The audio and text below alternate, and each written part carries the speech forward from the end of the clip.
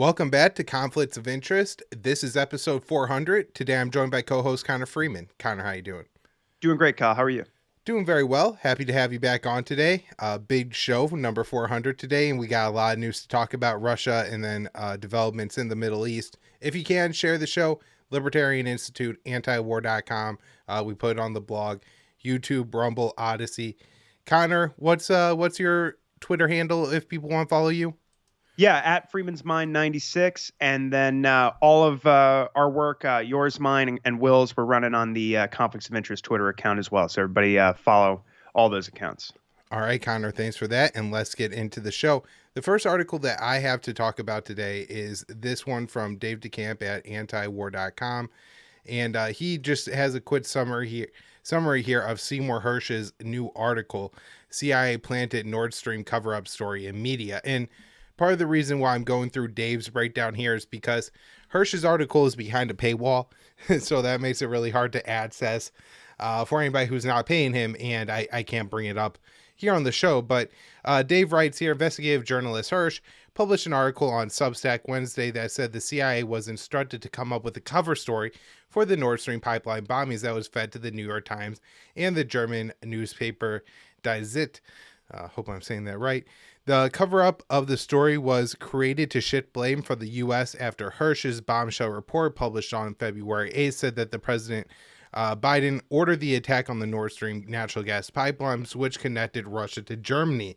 It was a total fabrication by American intelligence that was passed along to the Germans and aimed at discrediting your story, Hersh was told by a source within the American intelligence community. Hersh said that the CIA was ordered to come up with the cover story after President Biden met with German Chancellor Olaf Scholz in Washington on March 3rd. Scholz's visit was very brief and did not include a routine joint press briefing that usually follows meetings between the president and another world leader. Hersh was told that his report detailing how the U.S. took out the Nord Stream pipeline was discussed by Biden and Scholz. Hersh writes, I was told by someone with access to diplomatic intelligence that there was a discussion of the pipeline expose, and as a result, certain elements in the CIA were asked to prepare a cover story in cooperation with German intelligence that would provide America and German press with an alternative version for the destruction of Nord Stream 2. The result of the CIA's work was published in the New York Times and Die Zeit on March 7th. The New York Times report was very vague and said the U.S. officials are now claiming the Nord Stream bombings may have been carried out by a pro-Ukrainian group. The German outlet claimed investigators believe it was carried out by 6 people using a yacht rented in Poland. So Hersh said the information the New York Times received originated from a group of experts in the CIA, as deception and propaganda, I guess that outlet of the CIA, whose mission was to feed the newspaper cover story and protect a president who made an unwise decision and is now lying about it. The cover story offers a radically different narrative than what Hersh put forward in his February 8th report, alleging using unanimous sourcing that the Nord Stream pipelines were destroyed by explosives planted by U.S. Navy divers in June 2022 under the cover NATO drills that were happening in the Baltic Sea. The operation was done in coordination with Norway, and the Norwegian spy plane detonated the explosives by dropping a sonar buoy nearby. So, Connor, this is really interesting, assuming that this is right. Of course, Hersh has a source here that's telling him this. It's a government source. We could be skeptical, but at the same time, assuming that, his original reporting is right, this would make sense of what the U.S. is doing. So hope to get some more in-depth reporting on this from some other outlets and sources soon, so we could really try to get to the bottom of this and get some more details and confirm everything. But at least we have Seymour Hersh's great work so far. Next up, we have Ukraine says ICC arrest warrant means no negotiations with Putin. And Connor, didn't you predict this in the article that you wrote for antiwar.com last week?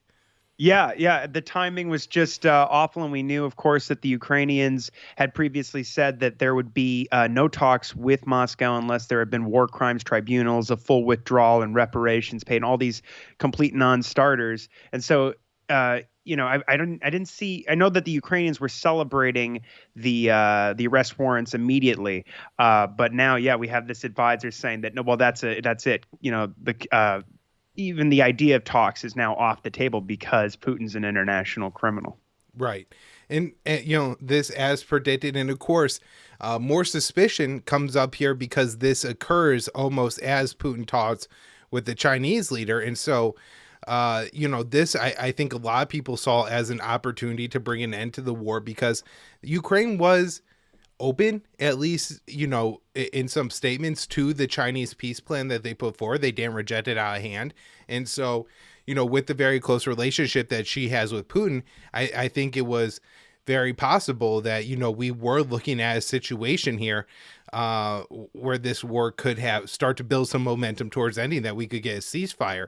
But we have Blinken and Kirby. Blinken's the Secretary of State, Kirby the spokesperson for the National Security Council, coming out and saying that the U.S. didn't support a ceasefire because it would just, I guess, lock in the Russian territorial gains, which, you know, there is some truth to that, but Ukraine is going to cede that territory anyway. So, this article from Dave DeCamp, March 22nd, antiwar.com. China hits back at U.S. criticism of Ukraine peace talks efforts. China on Wednesday hit back at the U.S. over criticism of Beijing's effort to push for peace talks and end the fighting in Ukraine, as Chinese President Xi concluded a 3-day visit in Moscow. The National Security Council spokesperson Kirby told reporters on Tuesday that China was not impartial due to its relationship with Russia, comments that drew rebuke from the Chinese foreign ministry. And of course, Connor, you know, the parties don't necessarily have to be completely neutral, although if you do look at this conflict, other than China continuing its relationship with Russia, it's one of the few countries that hasn't increased its relationship with one of the two parties in this war. Well, obviously, you know, you got a lot of African countries, but as far as major world powers go, if you look at what the U.S. has done, while the European powers have done, Australia, Japan, South Korea, Israel have all gotten more involved in this war, where, you know, while China hasn't condemned the Russian invasion like the U.S. wanted, China hasn't condoned the Russian invasion, and China hasn't condoned the Russian invasion. They haven't armed Russia, and so that's all very important. But the U.S. says this means that China isn't impartial enough, and so they can, you know, carry out the diplomacy. Now, the Chinese Foreign Ministry spokesman Wang Wenbin said the U.S. says China cannot position itself to be seen as impartial. Does this mean that pouring weapons into the conflict should be seen as impartial? Does this mean that causing the crisis to escalate should be seen as impartial? And of course, those are rhetorical questions pointing to the U.S. role in this war. So this was pretty interesting, Connor, and I may have to do some more analysis soon, really getting into how much the you know, world is shifting away from the U.S. unipolar moment into a more you know, diverse multipolar world. But for today's show, I want to move on and just say move to this next story. Russia says it downed Ukrainian drones in northern Ukraine, and so there was an attack in northern Crimea. Excuse me. This is, you know, the Russian-controlled peninsula in the south of Ukraine, and there were reports that the drones hit and destroyed a Russian missile shipment. Although I did read and look that the missiles that Ukraine says they destroyed, it wouldn't necessarily make sense to deploy them to northern Ukraine because they're longer range missiles. So this was kind of an interesting claim made by Kiev, but Moscow says that those drones were shot down. And then this story I wrote for the Libertarian Institute yesterday, and it details how the U.S. says that it's going to start keeping itself a little further south when flying in the Black Sea. This after the collision between the Russian Su-27 fighter jet and an MQ-9 Reaper drone that caused the Reaper drone to crash into the water.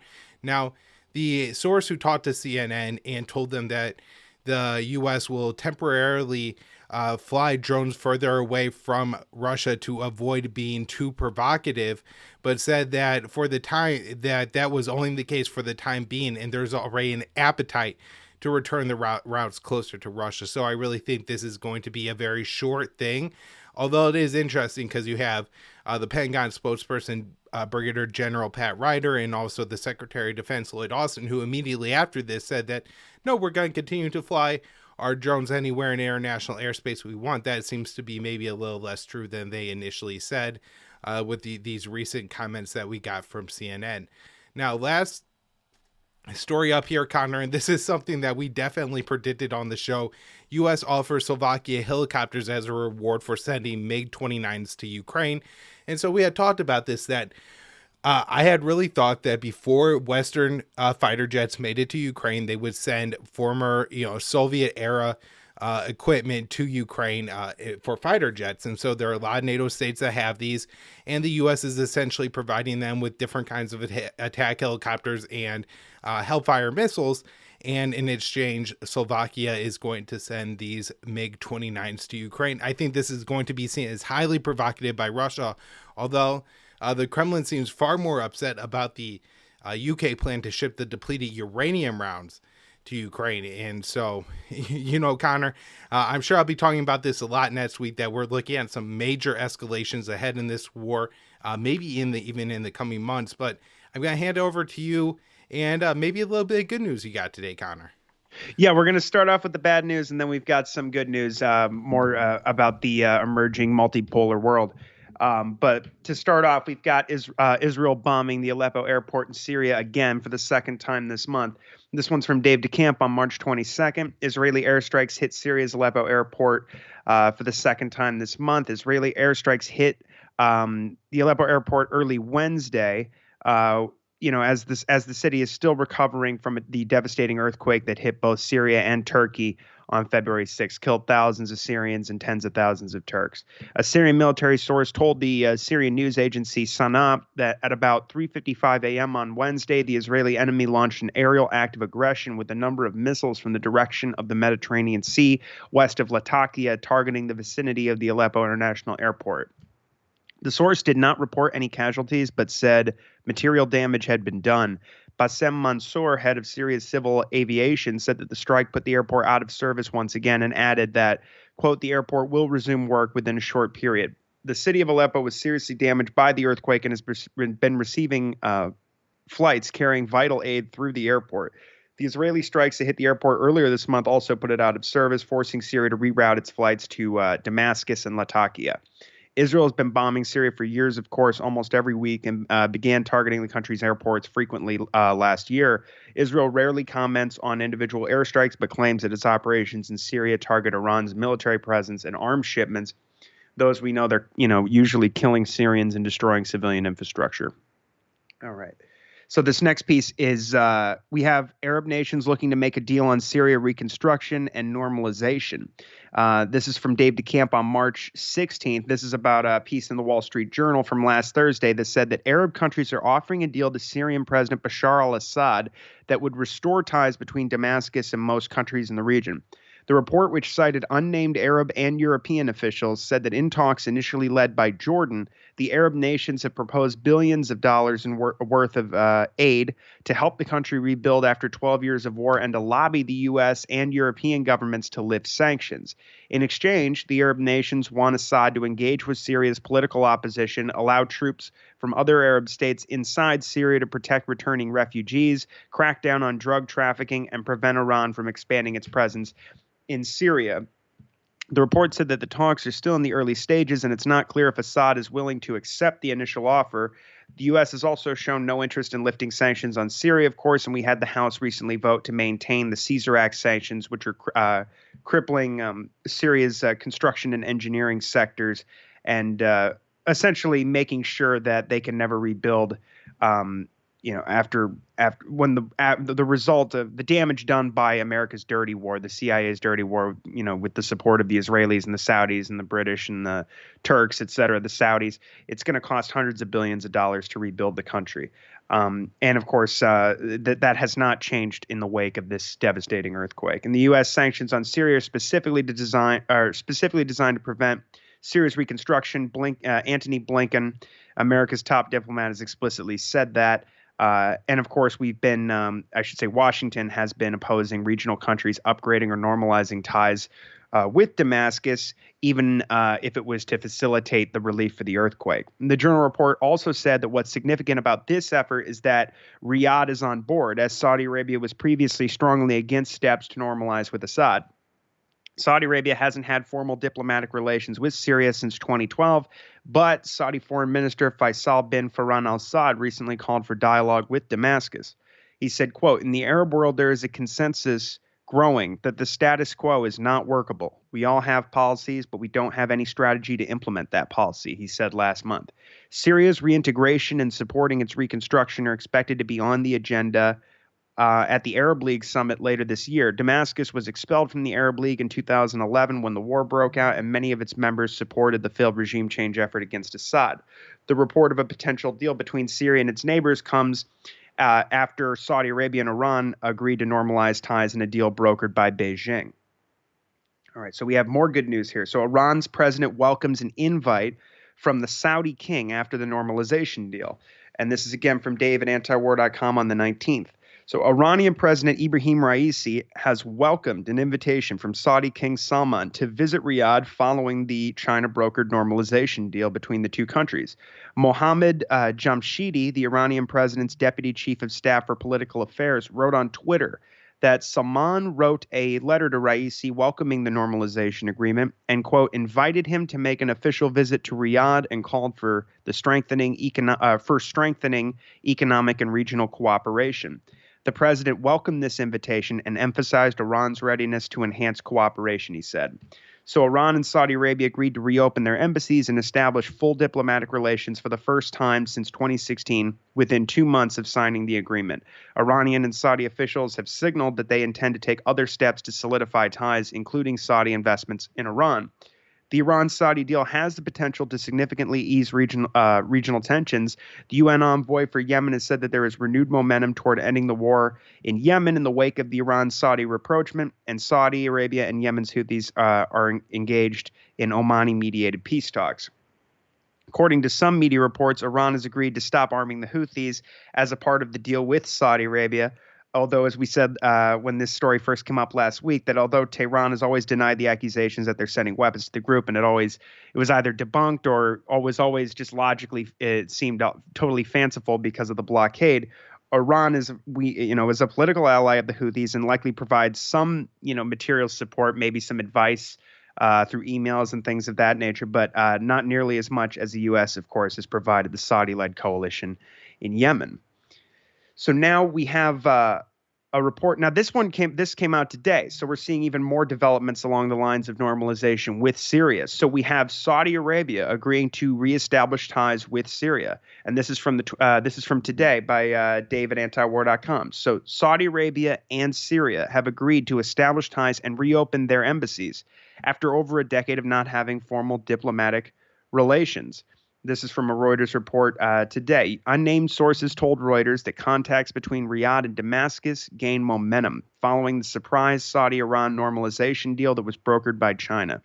Tehran is, of course, a major ally of Damascus, and Saudi Arabia cut relations with them in 2011 and threw support behind the dirty war in Syria. But as it's become clear that Assad is not going anywhere, we have more regional countries normalizing with his government, which has been led by the UAE, which reopened their embassy in Syria in 2018. One source told Reuters that Syria and Saudi Arabia are preparing to reopen embassies after Eid al-Fitr, a Muslim holiday that will be celebrated on April 21st and April 22nd.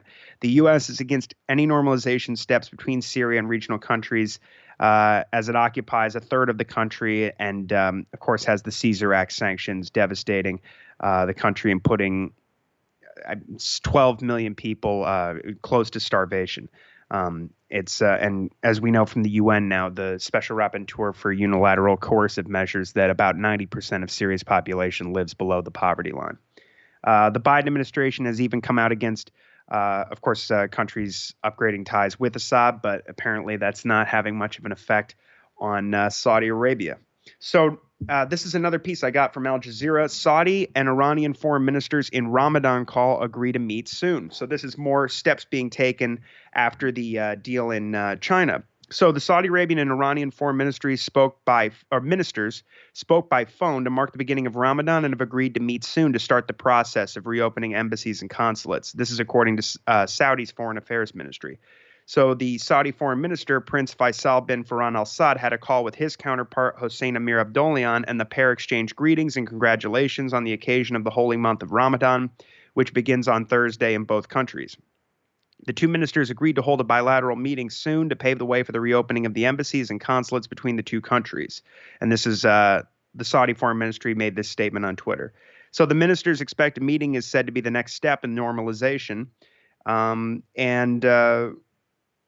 Riyadh they cut relations with Iran after Saudi Arabian diplomatic missions were attacked inside Iran in 2016 following Riyadh's execution of Namir al-Namir, the Shia Muslim scholar. But now we see, as a result of all of these steps that are being taken, the détente between Saudi Arabia has the potential to reshape relations across a region characterized by turbulence for decades. So we have another one. As all of this positive news is coming out, America, and as we saw earlier with Israel, are up to their old tricks, really. We have the Americans announcing new sanctions on Iran this week. So they're targeting the Iranian drone industry. Again, so the U.S. announced its latest round of sanctions against the Iranian drone and missile production, this time focusing on firms and individuals who allegedly procured equipment for Tehran's drone program. So in a statement on Tuesday, we had the Treasury Department saying that they're targeting a procurement network that operates on behalf of Iran's Defense Ministry and Armed Forces Logistics, which oversees firms involved in developing unmanned aerial vehicles and ballistic missiles. The latest sanctions come as U.S. officials continue to accuse Iran of supplying Russia with drones for its invasion of Ukraine. The European Union has also targeted Iran's drone industry with sanctions. Those named in Tuesday's sanctions include the Iran-based Defense Technology and Science Research Center, its procurement firm Farazan Industrial Engineering Incorporated, and two other firms, along with purchasing agents from the companies. Among the equipment acquired by the network were said to be European origin engines for the drones, and that's according to the Treasury statement. As a result of the sanctions, the targeted entities will be denied access to any U.S. property or financial assets held in the country, and U.S. companies will be prevented from doing business with those identified. The sanctions are only the latest action by Washington to target Iran's drone manufacturing. More recently, in early March, the Treasury sanctioned a network of Chinese companies for allegedly procuring equipment that supported Iran's drone program. In January, Washington sanctioned 7 people in leadership positions with Iranian companies that produce drones. We had Blinken come out and say at that time that Iran must cease its support for Russia's unprovoked war of aggression in Ukraine, and we will continue to use every tool at our disposal to disrupt and delay these transfers and impose costs on actors engaged in this activity. For its part, Iran has maintained its defiant stance on the issue, saying that international criticism of its drone program is rooted in concerns that it could become a competitor in global arms sales. Nevertheless, Tehran maintains it has not provided drones to Russia for use in Ukraine beyond a, quote, limited number of aerial explosives given to Moscow before the invasion took place. All right, and this last piece I have is from Middle East Eye. It's about some developments going on with this new era of diplomacy, and it suggests that, based on some sources that Middle East Eye spoke to, that negotiations with Saudi Arabia are being led, and also these other negotiations are apparently going on in back channels with the Americans, are being led by people who are answerable to the Ayatollah as opposed to the government of Ibrahim Raisi.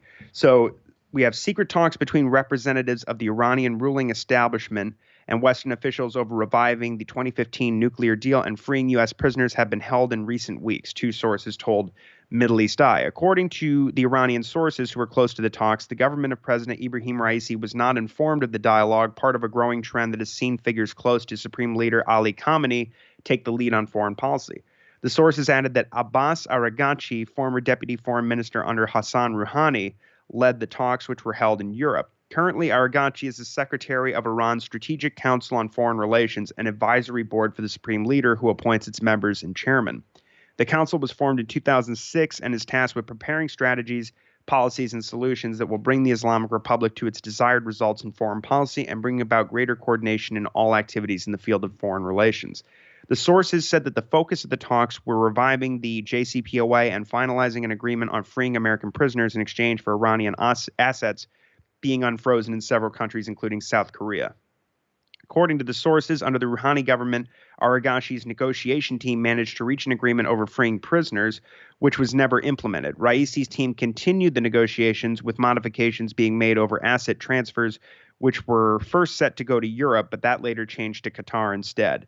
Alongside former Foreign Minister Mohammad Javad Zarif, Aragachi is loathed by the hardliners in Iran due to his key role in reaching the 2015 nuclear deal. The principalists, also known as the hardliners, believe Zarif and Aragachi sold the country's nuclear capabilities in return for nothing. One of the sources said that Aragachi had described the first round of talks in Europe as positive to his superiors, intimating that a deal was still possible even though Western officials have become harsh. Western countries have taken an increasing hard line on Iran since Tehran began a crackdown on the Masha Amini anti-establishment protests last year, and also as a result of this rhetoric, especially from the United States, about Iran being essentially a co-belligerent in the war in Ukraine. The source added that the second round of talks had been planned and confirmed, but was stopped. The second source said that the government and the hardliners stopped the progress of Aragachi's talks once they became aware of the situation. The deal lifted many of the international sanctions against Iran. Oh, they're just talking about the JCPOA there. But the secret talks between Iran and the West for the revival of the JCPOA, without the knowledge of the Raisi government, add a new dimension to already complex negotiations. With the stakes high, it remains to be seen how these incomplete talks will impact the ongoing negotiations and the future of the JCPOA. Notably, the recent agreement between Iran and Saudi Arabia to restore diplomatic ties was handled and managed by the Secretary of the Supreme National Security Council, Ali Shamkhani, independent of the Raisi government's involvement. So I think, obviously we were talking before the show, Raisi is on board for all of this because I don't think he has a choice if the Ayatollah's men are taking the lead on this. But as we've talked about before, when Raisi came into power, one of his main priorities was, improving relations with with Iran's neighbors, as opposed to focusing so much on the West. I think, it's as Trita Parsi has said, they could have handled the negotiations better that we were covering all last year. At the same time, the Americans and the Israelis were never going to take yes for an answer, so it was kind of a hopeless situation. But there's a new report out in the Wall Street Journal today about how the U.S. is the American Air Force budget in the Middle East is being cut, and they're sending older warplanes into the region as they pivot more towards Asia and Eastern Europe. And as we've seen in the last couple of years, especially since Biden came into power, as more things like this happen, especially in the wake of the withdrawal from Afghanistan, we see increased regional cooperation between states who were formerly thought to be adversaries and without any hope for diplomacy and re-engagement.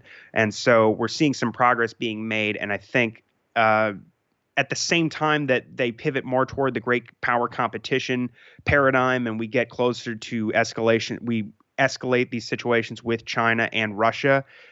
It's good to see these countries basically circumventing the United States and Israel in particular and making peace with each other. At least it appears to be the direction that things are headed, and that's very good to see. But we still have yet to see. A lot of these things take a long time, and who knows what the Israelis are going to do to try and throw a wrench in all of this, or the Americans for that matter. But these are positive developments for sure. All right, Connor, thank you for that update. Only took 400 episodes, but we got some good news to wrap up a show. Yeah. So really appreciate everybody who's been tuning in and helping us out, helping us grow the show and everything. If you can, share the show out anytime. It's on antiwar.com on the blog. It's hosted through the Institute where me and Connor both work. We also both write at antiwar.com, particularly on Fridays. So if you're looking for our articles at antiwar.com, usually over the weekend. And then, follow Connor on Twitter at Freeman's Mind 96. The show is at Con_interest, and my handle is at Kyle Anzalone_. Thanks, Connor. Thank you, Kyle. Thank you, everybody.